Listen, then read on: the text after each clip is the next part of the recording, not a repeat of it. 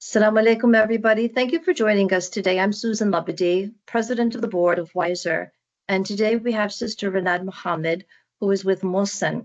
This webinar is really something that we're hoping to spotlight the transformative impact that MUHSEN has with their Weekend School project. And as the first program of its kind, Muslim School is dedicated to providing exceptional educational experiences tailored specifically for children with special needs, ensuring accessibility and inclusion in Islamic learning.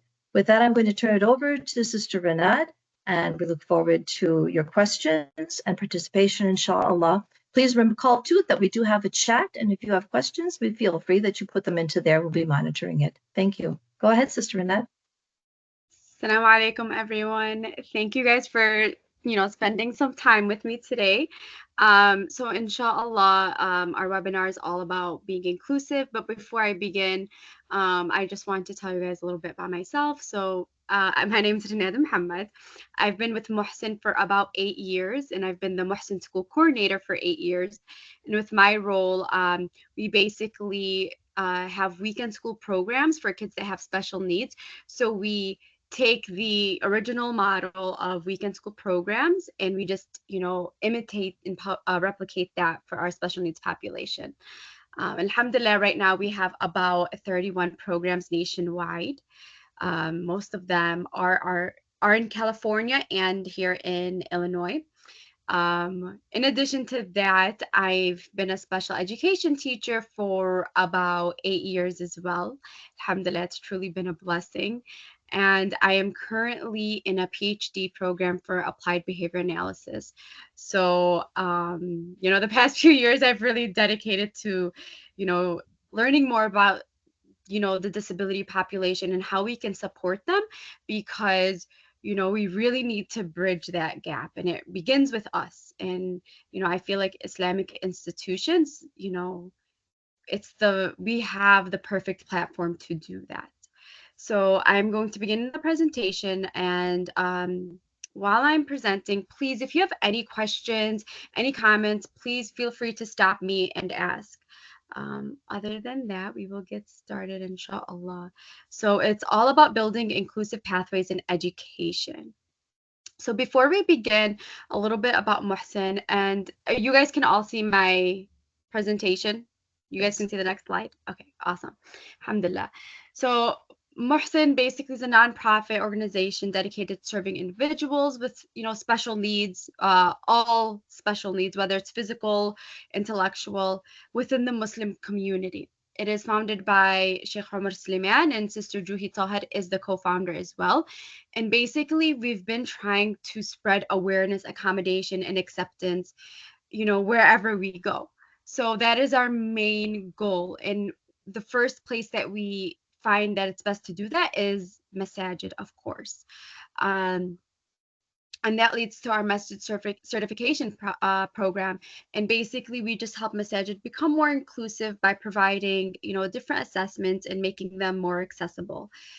We have respite care and weekend school programs, and we try to support the families by providing that respite care and giving them that time to just focus on themselves.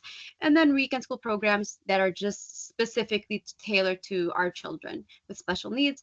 And then we have wellness and event services, and we focus on physical and mental health.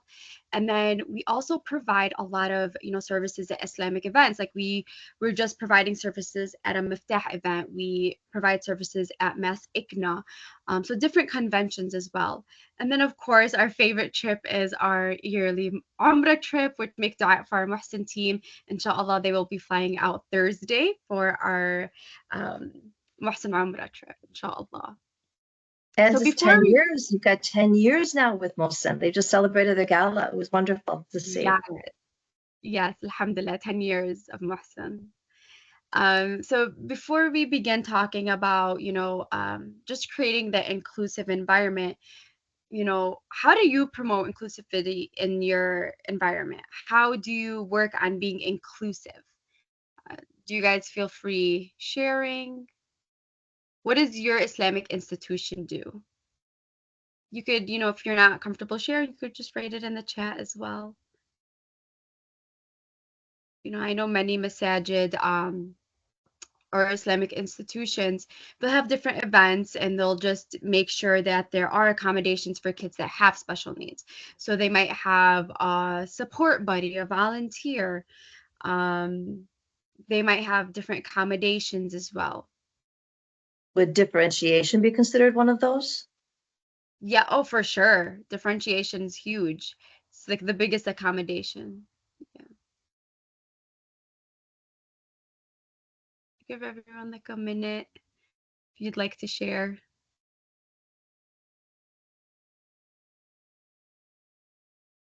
I also know it could be challenging, and that's something we will talk about later in the webinar, inshallah.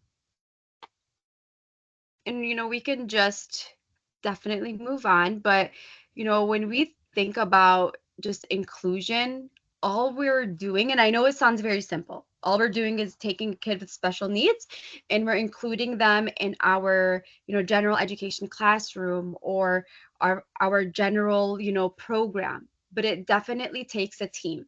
So I know I say it very simply, like, how are you being inclusive? But it does take a team, I will say that.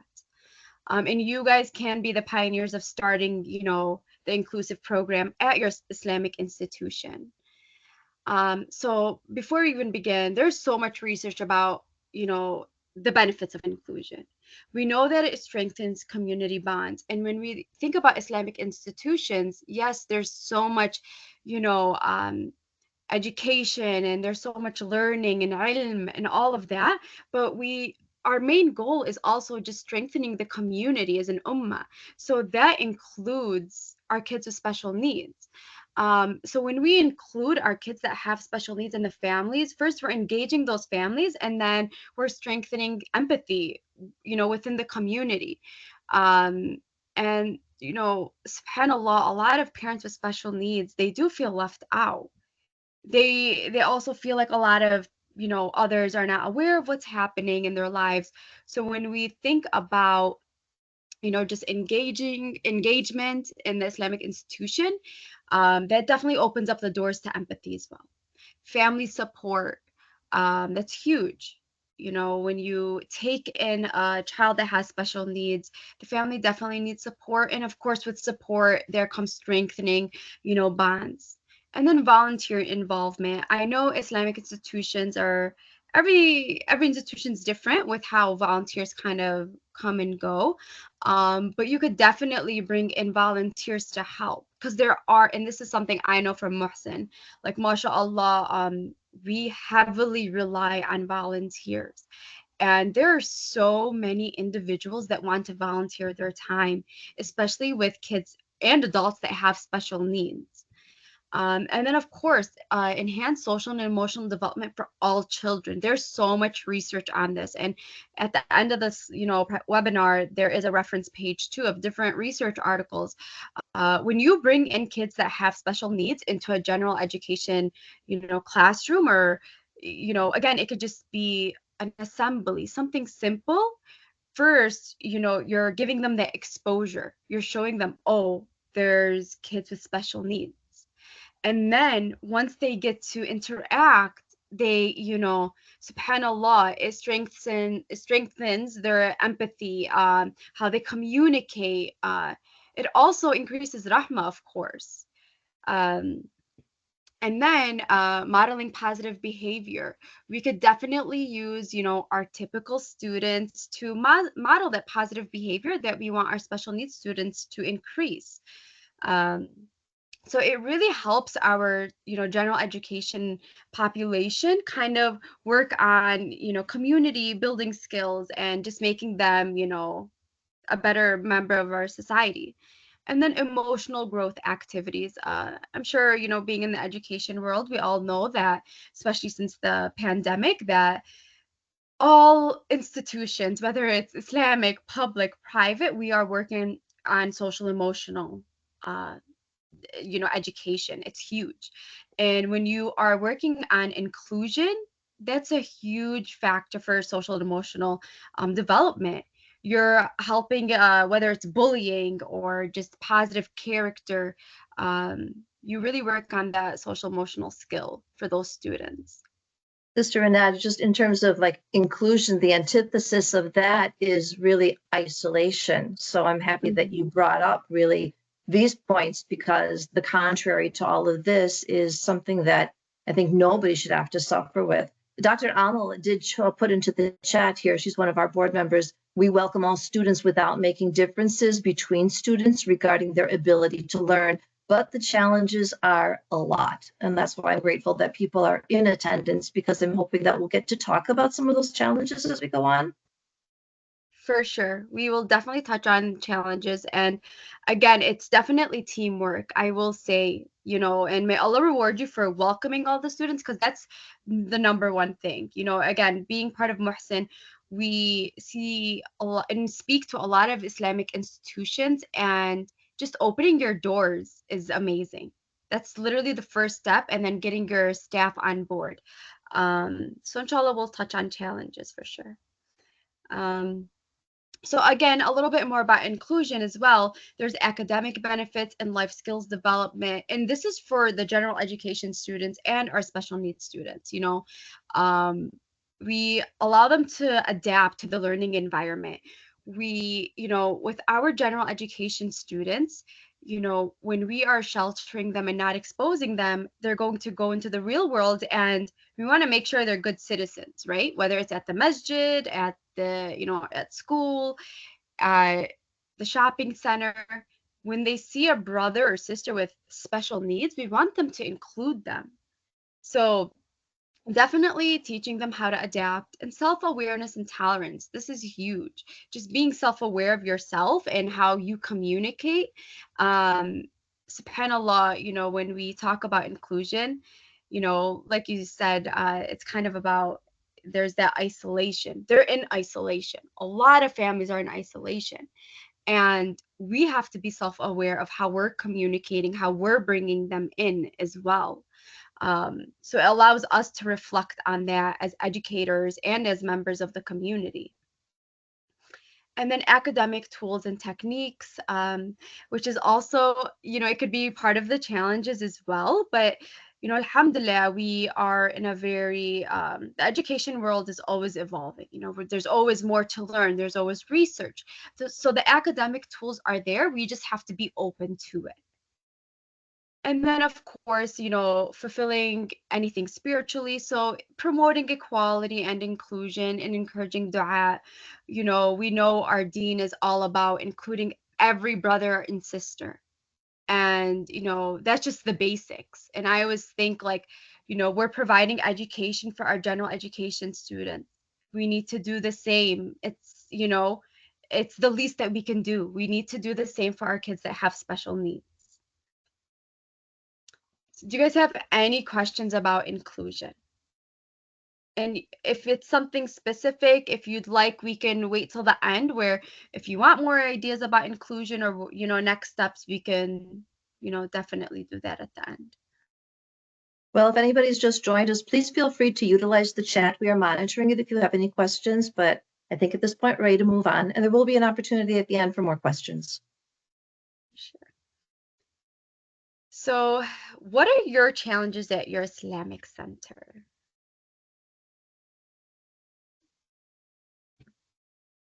I mean, every Islamic center, we all have challenges. And, from challenges, we just, we grow, we do better, and then we provide better education.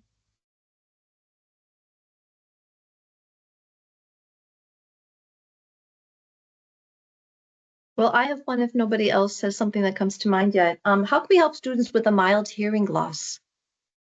That's a good one. That's a good, yes. Do you want me to answer this now, or do you want us to wait till the... Now, because I think some people are putting something into the chat with questions, but if you could answer that, it'd be great, because that does happen. Sure. Yes. Okay, so for a mild hearing loss, it depends what kind of services and tools are they coming in with. So that's, again, with the Islamic centers, I know there's some that outsource students that have special needs to, different therapy centers or public schools. So it varies per institute. I'll talk about one in the Chicagoland area that we've been working with. So they do have kids that have special needs. They don't have necessarily a student with the hearing loss, but they have, they have more severe needs.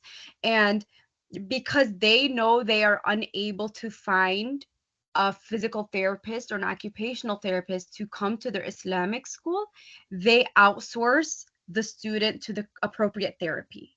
So they make sure that they're still receiving the therapy, but it's not in, at their center because they're unable to find someone. But the funding is there. And so I would first, I would find the specialist.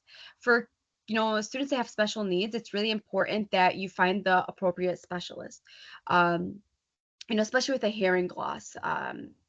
There's so many different teachers. There's, do they need American Sign Language? What kind of form of, communication are they looking for as well? Okay. What about just like, if somebody has a hearing aid, perhaps just making sure that they're sitting closer to the front, closer to the teacher, or, at a certain direction, if it's the left ear or the right ear or something like that, that you can make an accommodation for, if the parents even tell you. So my thought is it's great, maybe even as you have students coming in, if you have a chance to communicate with the parents, or if you're putting out a newsletter, to ask them to please let you know if their student has any special needs. Otherwise, how would you ever know?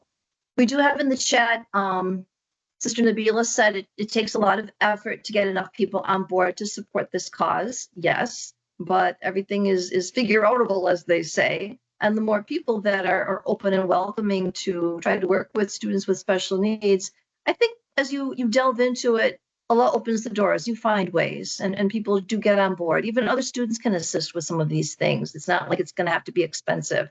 Another Sister Miriam has mentioned, how do we help students from Gaza who have a physical disability? EL is limited, English language, I assume that means, and accessibility is as well.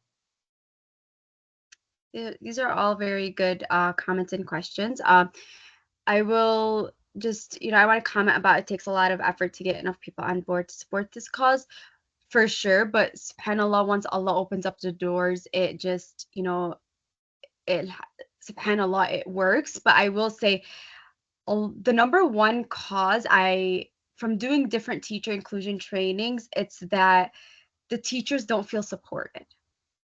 And I think that we just need teachers to be comfortable with kids that have special needs. And, as admins and as educators, when we provide that comfort and the tools and the environment, it will make the staff members more, open to the idea. And again, that's just an observation that we've seen at MUHSEN. And then how do we help students from Gaza who have physical disabilities?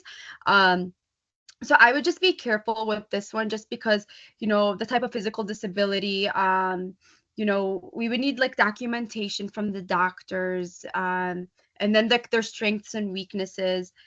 And then English is limited and accessibility is as well. So like a translator, a device recording, so a form of technology for sure. And if you're comfortable like emailing, MUHSEN about the physical disability. But again, with HIPAA and everything, we want to be careful. Perhaps we can provide something for the physical aspect. And then for the EL as well, again, we can provide translators as well, like the recording devices, just like in public school. So that's like a form of accommodation as well. Very cool. Okay. Sister Shayla Shakor has mentioned leadership on board makes it easier if they feel passionate about the cause. I think leadership just has to know that there are possibilities. The teachers are the front line of the classroom, but every teacher will always contend it sure helps a lot when their leadership is definitely supportive of them.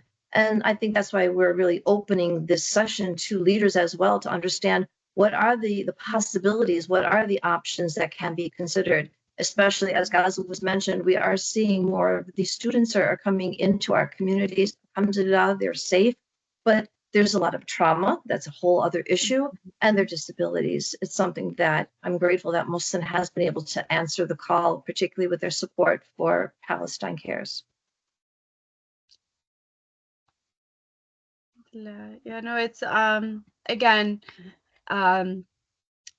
we hear this a lot too. If, you have to be passionate about it to be part of MUHSEN, and sometimes that is the cause, but you know, as leaders, or just educators, sometimes just having a talk with the board, bringing in students, and I know sometimes it's uncomfortable because it seems like you're being, very, you know, uh, intrusive, and you guys are forcing this, but to have kids with special needs, included, we really need to you need to be part of that movement. Um, and of course, when we just make dua, Allah makes it easier, of course. And then I see one, I think one other question. Um, and someone wrote, I've been trying since February. So if you'd like, if you email Mohsen, so our project manager does get on different calls with board members, and has different meetings with them, just to talk to different admin and help them understand the cause and bring inclusion to the center. So if that's something you're interested in, our team member, Brother Aman, he really, the cause is very important to him, and he does travel out to different Islamic centers and definitely has, discussions with the board members. And sometimes all it takes is one discussion, you know. Is Okay, there any more questions, or should we move on? let's move on. Awesome. So on Mohsen's end, we feel that this quote in this statement is like the number one challenge. Islamic centers often face challenges in supporting individuals with special needs, included limited resources and awareness. Building inclusivity requires thoughtful planning, training, and a commitment to ensuring every member of the community feels welcomed and valued. So that's basically to sum up all of the challenges. And then I kind of have it listed about the different challenges that some Islamic centers have, reached out to us about, and stuff that Mohsen has observed as well. So limited resources. And I know even from being an educator in a public school setting, it is difficult. Having access to specialized materials, especially when you are working with kids that have special needs, you really need that specialized curriculum. Um, and then funding solutions. Again, another challenge I've seen with Islamic institutions is that, they do require more funding when it comes to the, field of special education. So I definitely understand that as well. And then building community support.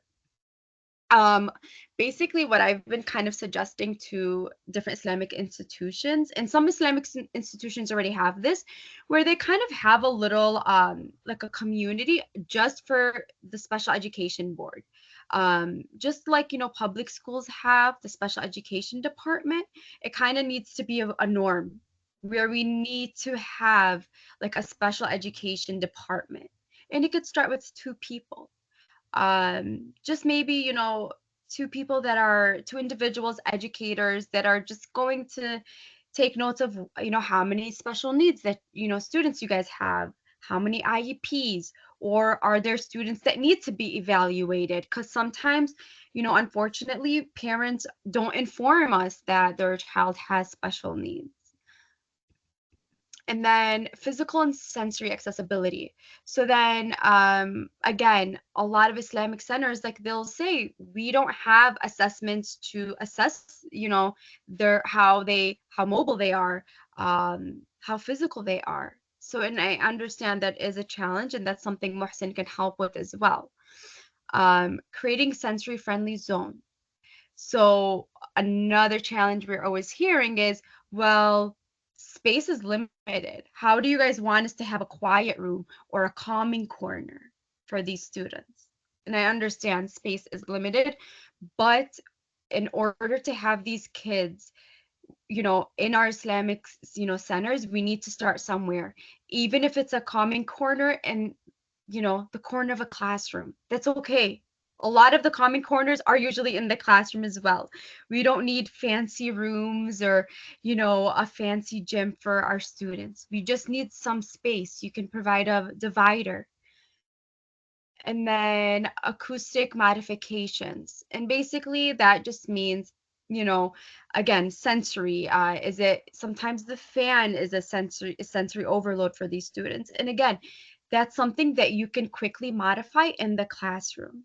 Alhamdulillah, I will say some of the challenges that we observe and hear about are classroom, modifications. It's something that you can modify in the classroom, whether it's turning off the fan, whether it's the seating arrangements, whether it's the classwork. It's just modifying it and accommodating them by shortening it. So there's simple things that you can definitely do. And then social stigma and lack of awareness, of course. We kind of spoke about this earlier. Um, the lack of awareness sometimes from, whether it's a board member or just, an educator, it's simply that there has not been enough exposure. So that for that person, it may not be priority, you know? So then it's up to, the team of members on this webinar to make it a priority. Educational awareness programs, I see more and more, especially in public school, they are starting to normalize talking about special needs students. For example, there's this one book that was released, Why Is He Doing That? It's about a kid with autism, and classroom teachers are starting to read it.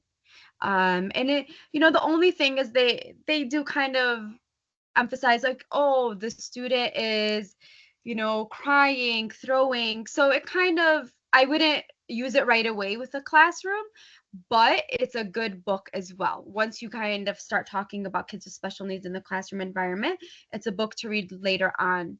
And then it also helps the student that has on autism understand like, oh, I'm engaging in these behaviors because I have autism. So again, I would make sure I get parent consent before I read that book, because it does have a lot of autism characteristics as well.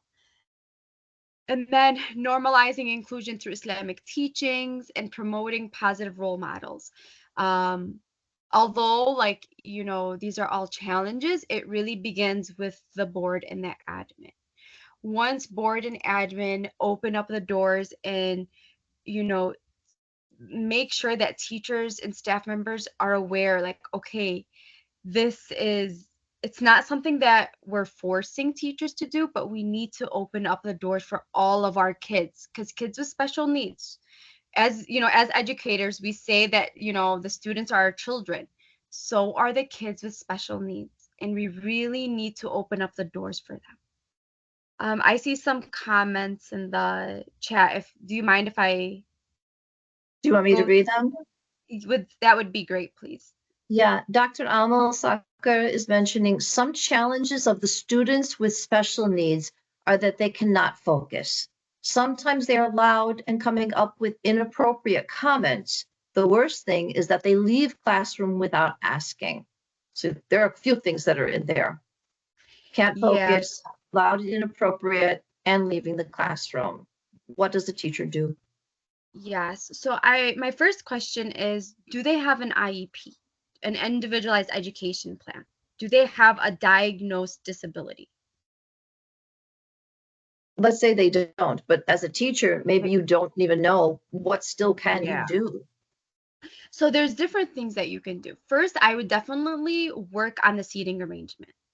I would give them a space, like we create personal space boxes now in classrooms, and we just buy bright tape and we tape around their desk, and we help them understand this is your space, this is your learning space, and we make sure they're closer to the board. So that's when we work on the seating arrangement. And then again, why are they not focusing? Do they need more movement breaks, or do they need fidgets? There's different fidgets that you could have at the desk. There's seating fidgets where it's a band. You put it at the end of their seat, and they can kick it, and it does not make noise. The only thing is, if they're sitting at the front of the classroom, it might distract the students in the back. So you have to be very specific with where you're putting the student. Also, you can purchase a standing desk for your classroom. And the standing desk is it's pretty cool. You can elevate it as high as you need, and it has a rocker to it. And this is something I would think about when you've kind of exhausted different, outlets, because it is costly. And then when they are loud and coming up with inappropriate comments, that's when I would work on a behavior chart for them, or a behavior contract. So with the behavior contract, you first would list out all of the behaviors that they're engaging in. And you would talk about, okay, these are the behaviors you're doing. They're inappropriate. These are the replacement behaviors that we'd like to see. And then they sign it. And then you could use a token system, a star system. It depends on their age. And then when they leave the classroom, yes, that's when they elope and they leave, that is definitely that's a safety risk as well. I would try to evaluate, why are they leaving the classroom? Are they trying to avoid a task? Um, is do we need to practice?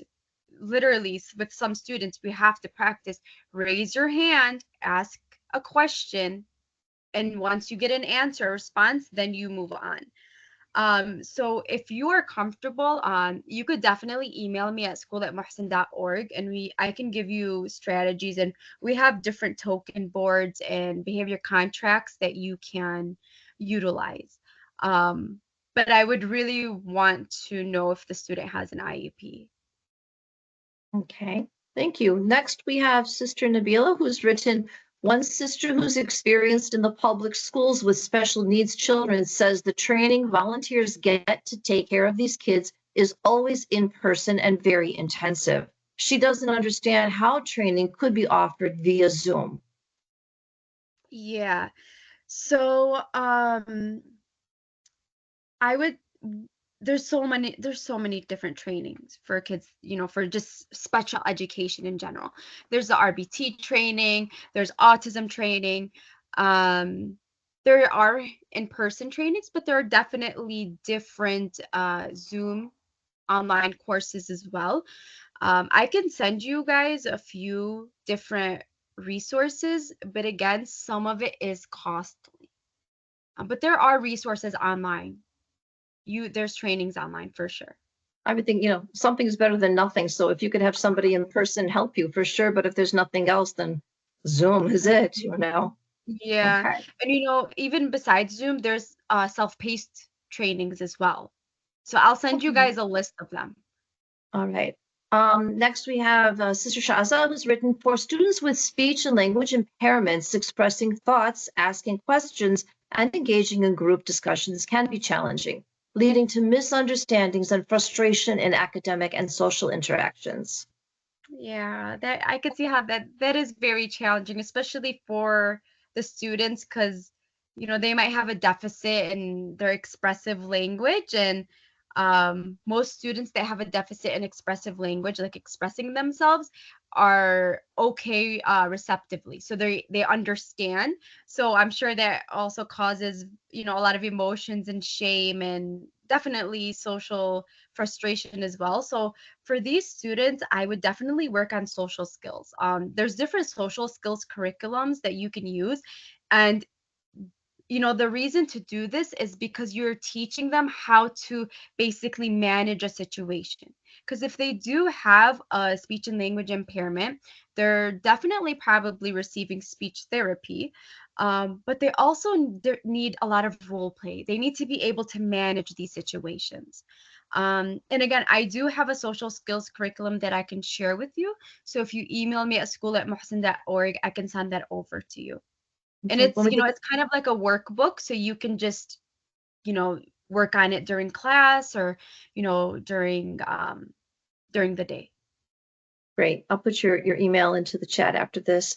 For sure. Sister Lily has mentioned most curriculums are designed for neurotypical students, making it challenging for teachers to adapt lessons for special needs students. Limited teacher training in inclusive education can further impede effective learning. I agree with you. Again, I work in a public school setting, and I'm telling you, the resources it's very limited. And my district pays a lot of money for the few special education resources that we have. Um, Special ed teachers need to basically modify everything. We take the work of the general education classroom and we modify it. So it's a lot of work that special education teachers have to do on their own time. And again, if you're looking for, specific curriculums, if you'd like to email me, I could tell you what we use. But for the most part, for when it comes to kids that have special needs, we need to have that differentiation. And every child is different and it's all individualized. So it is more work on the special education teacher. I wish I had a better answer. I just put your email address along with your name in the chat so people have a way of getting back in touch with you. Jubair has mentioned, what mental health challenges are prevalent among children with special needs? Mental health challenges. I think we touched on that a little bit. Yeah, so subhanallah, and again, in public school settings and even in research, it's showing it's starting to really increase, or we're just noticing it more after the pandemic. Um, we have kids coming in with primary diagnoses of like autism or learning disability. But then now we're having students come in with a secondary diagnosis of anxiety and depression. Anxiety and depression, we are seeing a lot in the classroom. And honestly, we're seeing it with students that don't have special needs as well. And there's if you guys are interested, there's different research articles. There's some scholars that say it's because of technology. There's some my professors personally, they're more on the holistic side, so they're like, okay, it's technology, and then there's the gut brain. So there's a lot going on. But it is definitely anxiety and depression. And it's, for me as a special ed teacher, and even in MUHSEN with the different students we encounter, it's pretty unfortunate because we have kids that are non-vocal and non-verbal, and they're going through anxiety and depression, and they're not able to express it. So in our trainings with our volunteers, that's one thing that we've definitely been emphasizing on, is their mental health, just like anxiety and depression.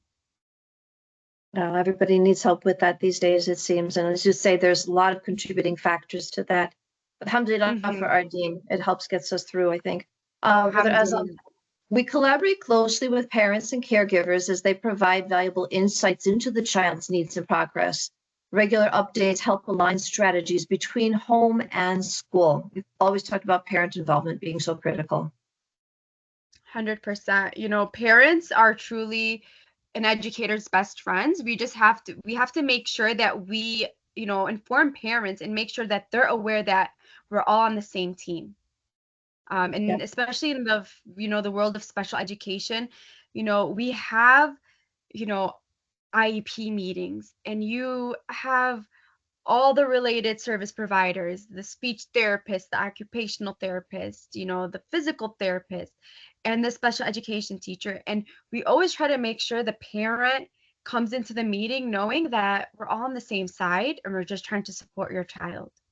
So definitely always emphasize that and communicate that with the parents, that we're on the same team and we just want to support your child. That brings us to the next question from Sister Miriam. How do we address parents of children who might need an evaluation for ADHD, anxiety, or autism? Yes, so this is a very common question that we receive. So my first question is, are they in a weekend school program, or is it like a, Islamic private institution, like Monday through Friday? So with, each setting is different. So Islamic private school. So what I would definitely recommend is collecting data.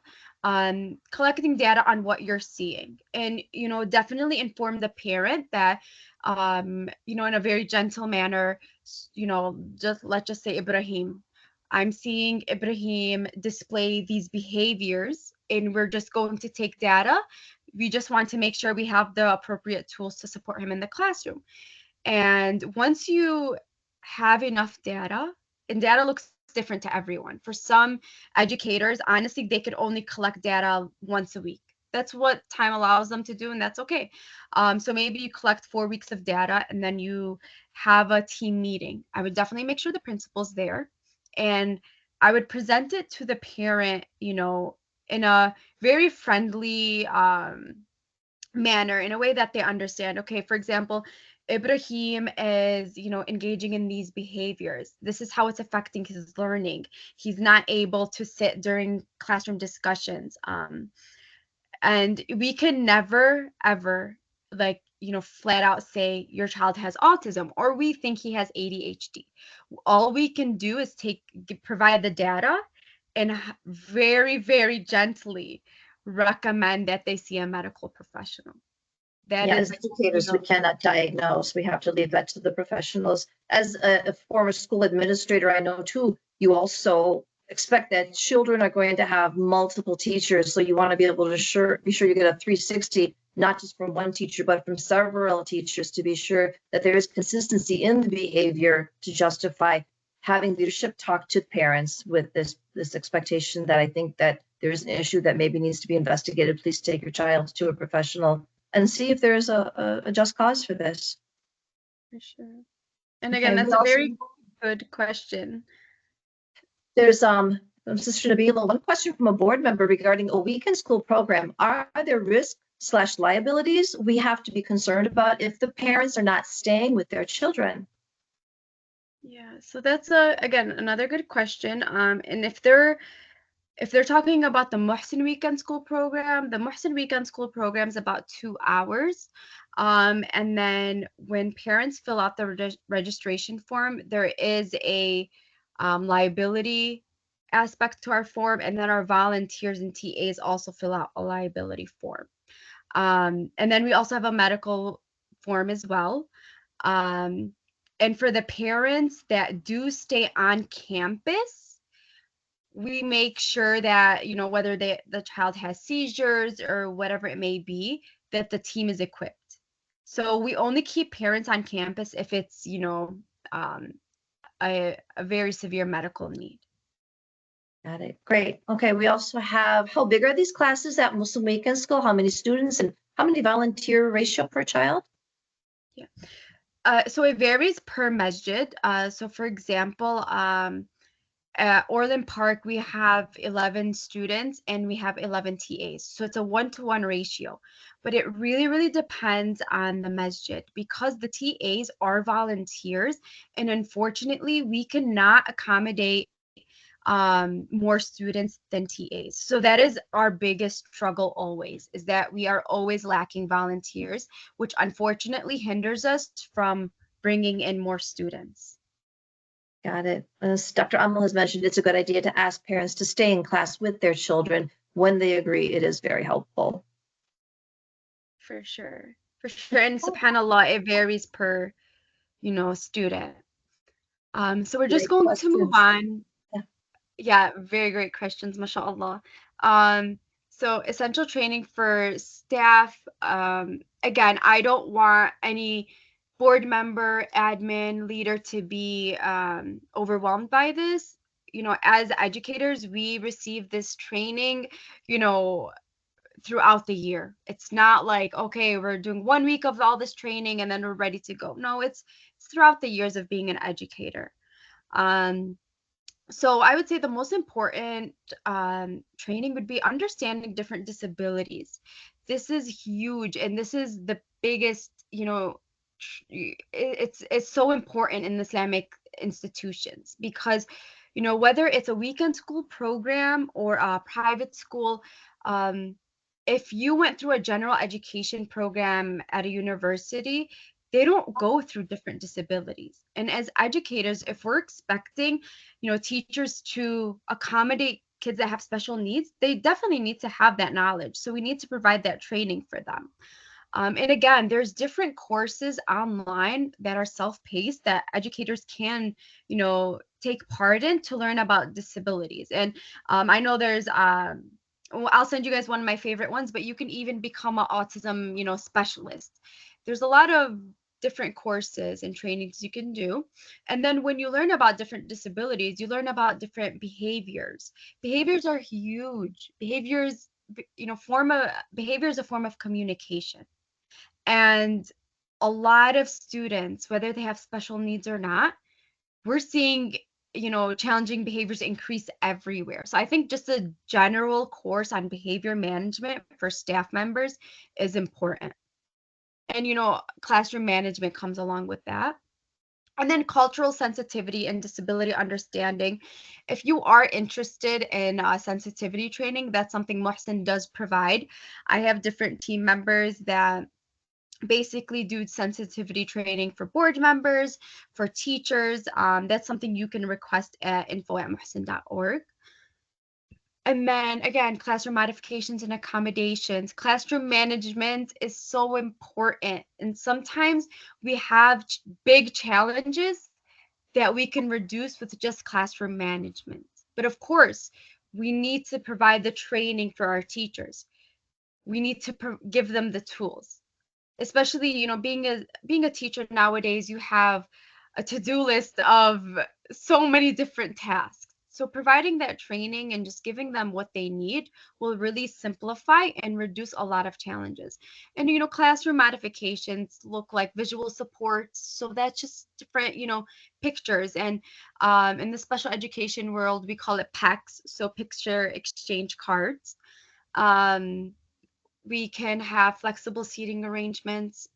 You could use the wobble cushion, you could use the bean bag. Again, it's really important to remember when you talk about classroom modifications, as an educator, you have to also be flexible. You have to be okay with students sitting on the bean bag, or sitting on a wobble cushion. And then sensory support. Sensory supports look so different. We have our students that need the poppets. We have our students that need the fidget necklaces. It really varies per student. And then, of course, the most important one, differentiated instruction techniques. This is, it's an important training, and it is a training that it can upset some teachers, because students with special needs do need differentiated, individualized instruction. But when you as admin or leaders provide the planning time for your teachers, they're able to do that for sure. Any questions on this slide? Any comments, questions? Sister Hassana has put in, please provide more information about volunteer/TA training for those who are not experienced with working with these students. Would that be something directed to you or to the info@muslim.org? So anything TA related would be related to me. Yeah, so Okay. school at Mohamad.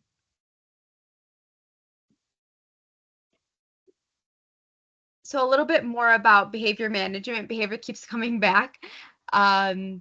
Definitely have specific training for behavior management and de-escalation strategies. And again, after the pandemic, we're seeing a lot of students go into crisis. And they're not only students that have special needs. And there's different, crisis management training. There's safety care.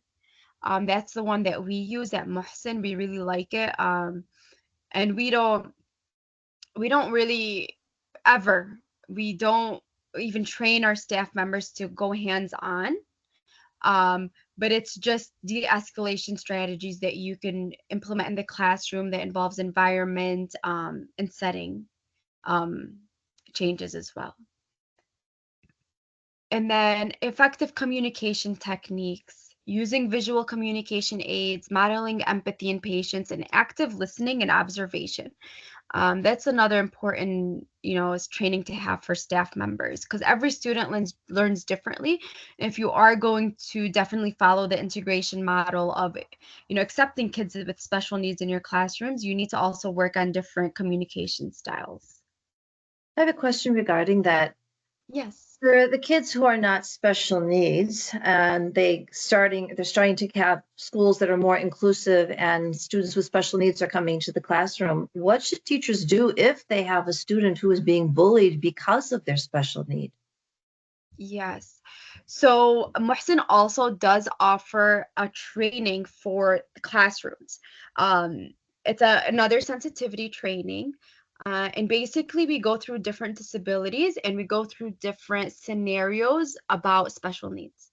So we prepare the students, you know, and again, we need to definitely get consent from all of the parents, just letting them know that we are providing this training. But it's basically having a discussion with these kids. You know, we're having a student with special needs come in. We don't want you to treat them differently, but you need to accept them. That's the most important thing, because we don't want also, our general education students to have this fear, or we don't want to push them away. We just want them to accept our kids that have special needs.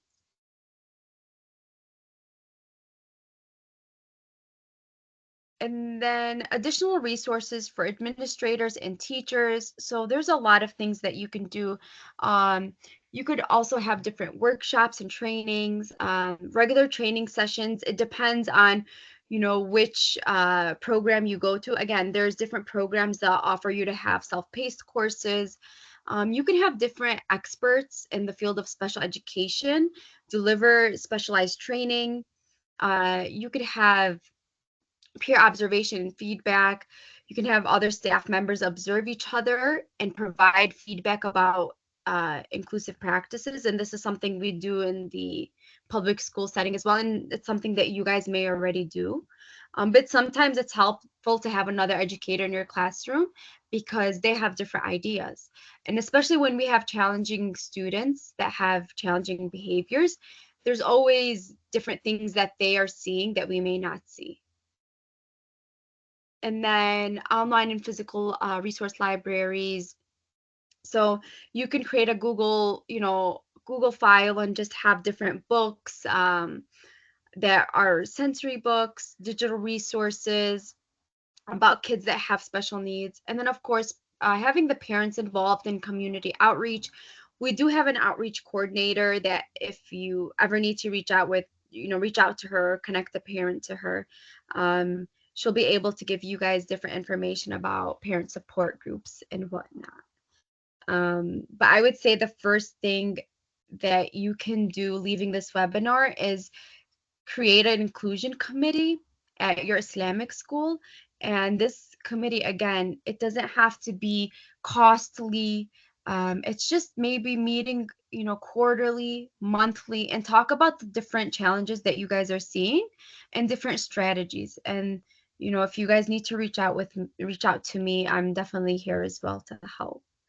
I would imagine even, besides even the parents that are in your school community, that maybe they are trained in working with students with special needs or special education, that even perhaps school districts in your area, if you could reach out and see if you can talk to somebody, from those professionals, that they might be able to give you some advice and some assistance if MUHSEN is tied up, because there's so much for MUHSEN to do. For sure. That's honestly such a great idea. And I would say I would definitely reach out to the school psychologists. School psychologists are the most amazing humans. They have all of the information you need, and they can definitely help you, inshallah. Terrific. So I'd encourage people, take a screenshot of this for various references if you want to learn some more. Sister Renad, you have been a wealth of information. I can't thank you enough. It's just been great. Do we have more to cover after this, or are you just up for Q&A right now? Yep, just questions. Okay, let's give you a few minutes, everybody. If you have a few more things before it's time to go, we'll be wrapping up soon. May Allah reward you guys for being on this webinar. It really starts with one person, and then you form a team. You guys can leave this webinar, go to your board members, go to your admin, and just have a discussion. When you include kids with special needs, I think it is very overwhelming at first, and I think boards think that it's very costly. You can start small. you can start small. And I will tell you, from being a special ed teacher and being at MUHSEN, when you bring in kids with special needs into your environment, they bring you, subhanallah, so much happiness that it's like, how can you not include them? You know, alhamdulillah for being, at MUHSEN and being involved with kids that have special needs. You don't know what you don't know until you try. Yeah, it's been amazing to discover some of the special talents of some of the students of special needs that you would never imagine, but Allah in His creation. Okay, we have Sister Miriam has mentioned, I love the inclusion committee idea, but I would like it to be student-led. Do you have any ideas for what to do and how to do it? Yes, that's a really good idea. I would definitely, I'm not sure what grade your school goes up to, but maybe having, if you guys do have like a student council president, maybe having the student council president lead it, or creating some sort of committee like that where they run for it and making it definitely a priority. And then I can, if you email me, we could talk about different ideas how to do that. Yeah, that's a good idea. I like that. Sister Shayla has mentioned we haven't started our Islamic curriculum yet, but we want to start in January, inshallah. So would it be okay if you can do an online training for teachers? Does Weekend School charge, and how much does it cost? Sunday School for special needs, inshallah. So yes, we need to train teachers now.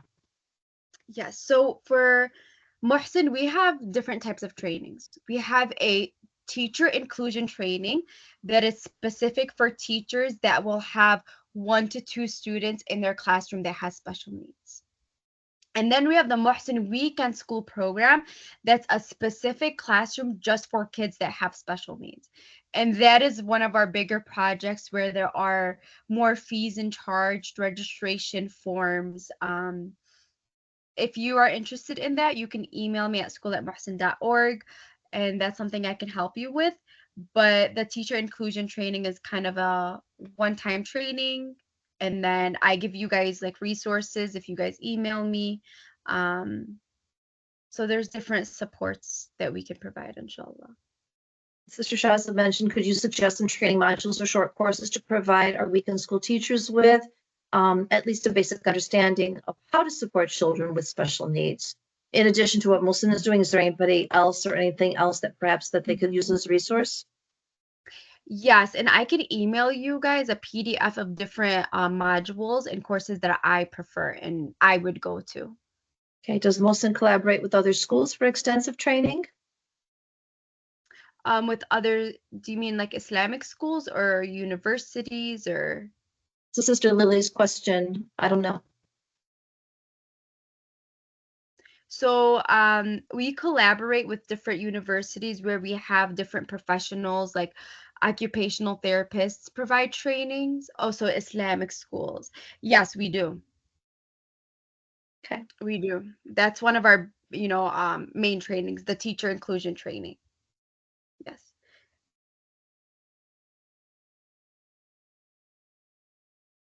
And for the teacher inclusion training, there's 2 different parts. The first part is kind of like the basics and foundations of special education. Then the second part, we send out a survey to the staff members about their concerns and challenges.